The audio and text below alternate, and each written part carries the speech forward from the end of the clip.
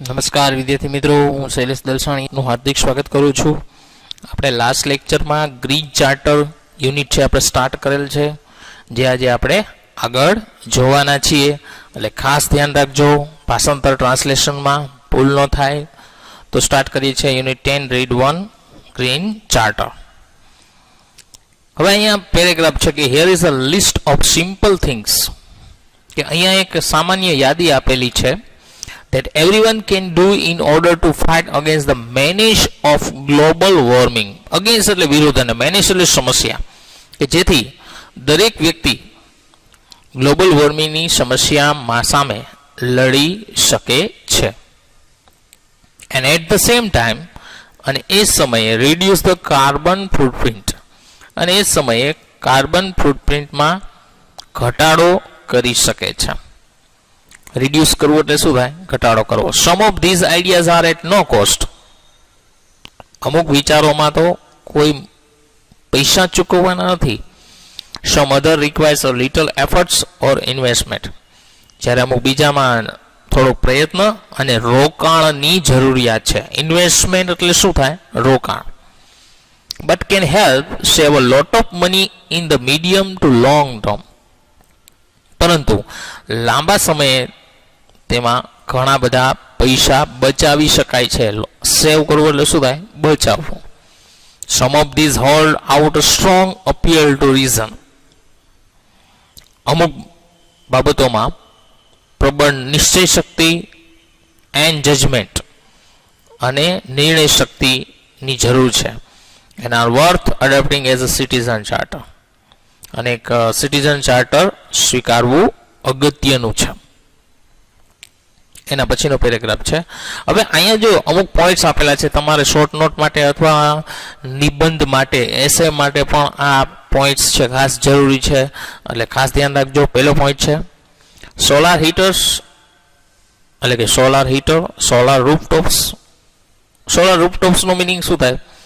જે છાપરા ઉપર, છત ઉપર જે સોલાર રૂફ રાખવામાં આવે એને શું કહેવાય? Solar રૂફટોપ્સ.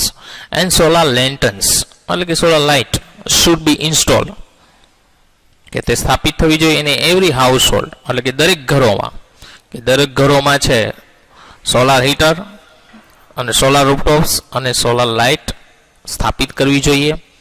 Specially in remote area. Specially એટલે ખાસ. રિમોટ એટલે દૂરના જે વિસ્તારો હોય એને શું કહેવાશે? Remote areas. એરિયાઝ એટલે વિસ્તાર, ખાસ કરીને અંતરિયાળ વિસ્તારોમાં. Awareness campaign may be initiated for using solar lanterns. જાગૃતતા અભિયાન. કેમ્પેન એટલે શું થાય? અભિયાન. અને અવેરનેસ એટલે જાગૃતતા. ઇનિશિએટ એટલે આયોજન કરવું જોઈએ. ફોર યુઝિંગ સોલાર લેન્ટન્સ, કે સૂર્ય ઉર્જાનો ઉપયોગ કરવા માટે એક જાગૃતતા અભિયાન છે, યોજી શકાય છે. NGOs can play a vital role in this regard. NGO એટલે નોન ગવર્મેન્ટ ઓર્ગેનાઇઝેશન જેને કહેવાય. can play a vital role in this regard. vital એટલે ખૂબ જ મહત્વનો, રોલ એટલે ફાળો, કે NGO છે આ બાબતમાં ખૂબ જ મહત્વનો ફાળો ભજવી શકે છે. Millions of households are still lacking basic facility of electricity.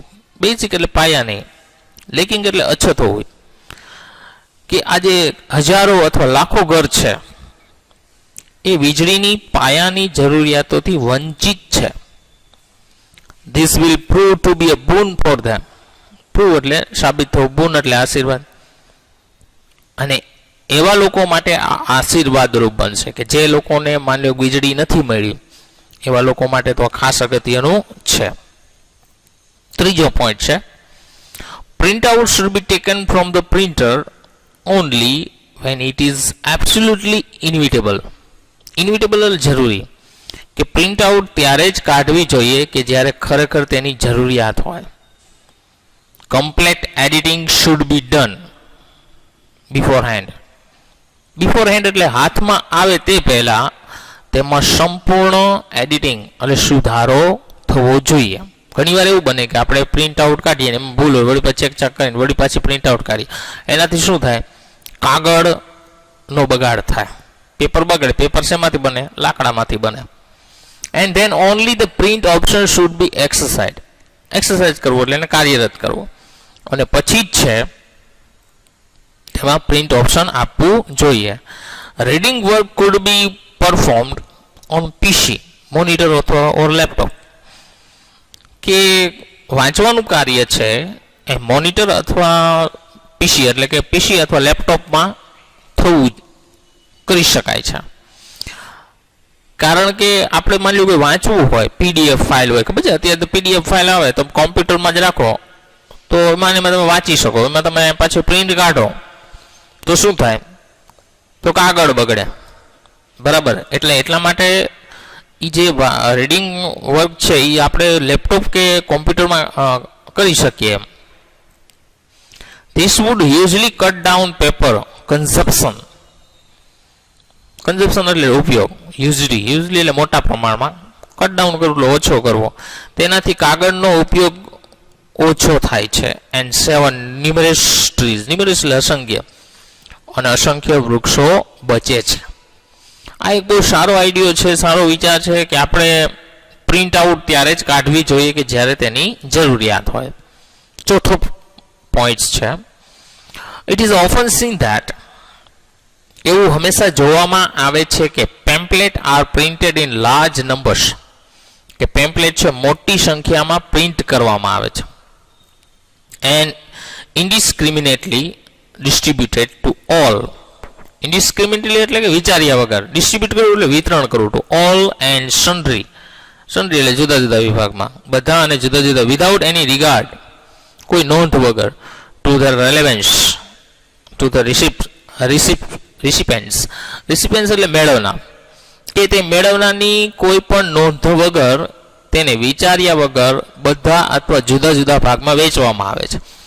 એવું શા માટે બને છે? કારણ કે ઘણીવાર પેમ્પલેટ છે એમનો વેચી દેવામાં આવે, પછી રસ્તામાં રખડતા આવે. લેટર ઓન, ત્યાર પછી, this trash paper lies discarded on streets. પછી આ કાગળના ટુકડા છે શેરીઓમાં છે. ડિસ્કાર્ડેડ થવું એટલે આમ અસ્તવ્યસ્ત ફેલાયેલું હોવું. શેરીઓમાં છે ફેલાયેલા હોય અથવા શેરીઓમાં છે પડેલા હોય છે. Leaving an enormous burden of carbon footprints.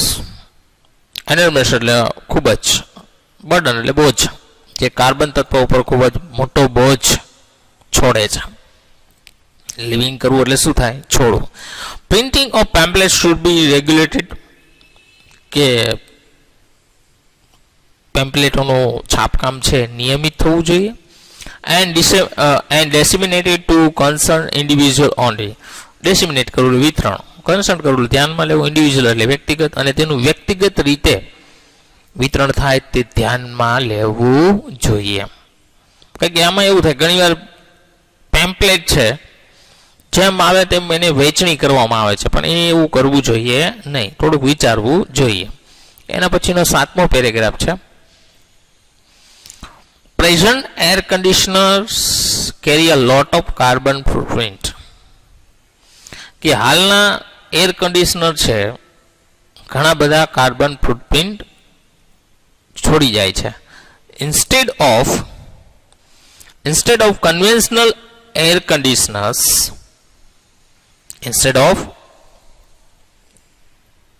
Conventional પારંપરિક, કે પારંપરિક એર કન્ડિશનરને બદલે latest power saving air conditioner should be used.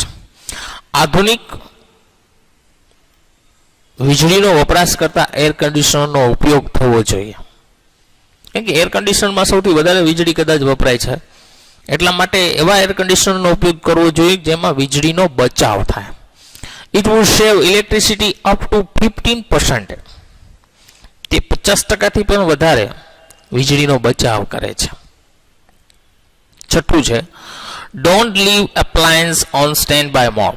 Appliance એટલે જે વીજળીના જે સાધનો છે બધા, વીજળીના સાધનોને છે સ્ટેન્ડ બાય મોડમાં રાખવાનો જોઈએ. મીન્સ કે ચાલુ ન રાખવા જોઈએ. ઘણીવાર આપણે ટીવીને રિમોટમાંથી બંધ કરી દઈએ તો એ સ્ટેન્ડ બાય મોડ ઉપર થાય. બરાબર. ઘણીવાર આપણે મોબાઈલ ચાર્જમાં પડ્યો હોય તો ખાલી મોબાઈલ કાઢી લે, ચાર્જરની જે સ્વિચ છે એ આપણે બંધ નથી કરતા. એનું પણ ખાસ ધ્યાન રાખવું જોઈએ. Use the on of function in the machine itself, કે મશીનોમાં હંમેશા ઓન ઓફ ફંક્શનનો જ ઉપયોગ કરવો જોઈએ, એટલે કે ઓન ઓફ બટનનો જ ઉપયોગ કરવો જોઈએ. એના પછી છે 8મો paragraph. People should be encourage to use battery driven scooter, કે લોકોને બેટરીથી ચાલતા વાહનો નો ઉપયોગ કરવા માટે પ્રોત્સાહિત કરવા જોઈએ. ઇન્કરેજ કરવું એટલે શું થાય? પ્રોત્સાહિત કરવું. કારણ કે હાલના સમયમાં ડીઝલ, પેટ્રોલ કે ગેસ, બરાબર, એનો ખૂબ જ મોટા પ્રમાણમાં ઉપયોગ થાય છે, જેથી ભવિષ્યમાં કદાચ એની અછત ઊભી થવાની સંભાવના રહેલી છે. વિચ ઇન્વોલ્વ ઝીરો એમિશન, કે જેમાં ઝીરો નિકાલ હોય છે. કારણ કે બેટરીમાં તો સાયલેન્સર ન આવે, સાયલેન્સર ન આવે તો ધુમાડો કાંઈ ઉત્પન્ન થવાનો કોઈ પ્રશ્ન જ નથી. Technological advancement are needed for sure to augment the present single run, કે તેમાં ટેકનોલોજીકલ એટલે કે ટેકનોલોજીનો ફાયદો, એડવાન્સમેન્ટ એટલે શું થાય? ફાયદો. આ નીડેડ એટલે જરૂરી છે to sure to augment the present single run which around 70 kilometres at present, કે હાલમાં જે 70 કિલોમીટરની જે સરેરાશ છે તેમાં ટેકનોલોજીકલ સુધારાની જરૂરિયાત છે.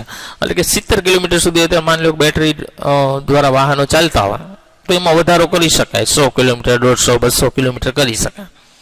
સચ vehicle should be given government subsidy, આવા વાહનોને ગવર્મેન્ટ સબસિડી આપી શકાય.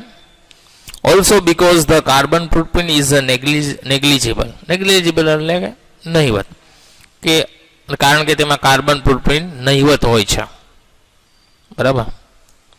ત્યાર પછીનો પેરેગ્રાફ છે 8મો. વી શુડ રીઓરિયન્ટ, એટલે કે પુનઃ ફેરફાર કરવો. રીઓરિયન્ટ કરવું એટલે શું થાય? પુનઃ ફેરફાર કરવો અથવા પુનઃ દૃષ્ટિકોણ કરવો. We should reorient our electricity consumption habit, કે આપણે વીજળી વપરાશની ટેવોમાં સુધારો કરવો જોઈએ, both at home and office, ઘરે અને ઓફિસમાં. ફોર ઇન્સ્ટન્સ, કારણ કે we should switch off fan,